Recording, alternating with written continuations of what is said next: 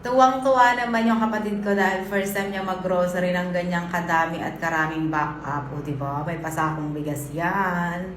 Pinag-grocery na nga namin siya ng sister ko bago kami umuwi para naman hindi lang bisita yung pinunta namin dito.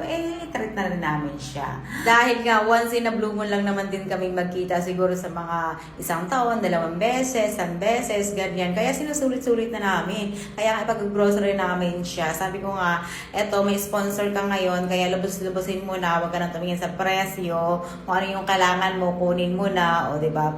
Ano yan, online shopping, charis. Hindi naman ako magbabayad yan. Hati naman kami ng ate ko sa pagtulong dito sa aming kapatid. Siyempre yun naman talaga ang mga magkakapatid dapat nagtutulungan. So ayun nga, may mga pasakong bigas yan kasi papakita doon niya sa kanyang mga kapitbahay na marites. Charot lang. Actually, ang babae ng mga kapitbahay niya dito, lagi nga kami hinahandaan ni Ate Susan. Tignan mo, may pa isang kaldero pa siyang sopas, di ba? Tsaka pa napaka-hospitality ng mga kapitbahay niya dito.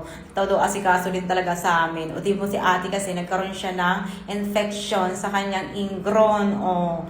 Kadiri yung paa. Tapos may puno daw dyan na parang antibiotics. So, ginamit niya yan. Let me know nga kung anong pangalan niyan. Tapos nag-uwi pa yung ate ko. Kasi gustong-gusto niyang itanim yan. Kasi nga gamot daw yan sa mga sugat-sugat. At yun nga sabi niya, effective naman daw kasi nangangati-ngati na siya. At talagang, ang linis ang tubig dito sa poso ha. Ayan, sabi ni Ate Susan, pwede daw yan, inumin. Ang sarap niya magligo. Ang lamig.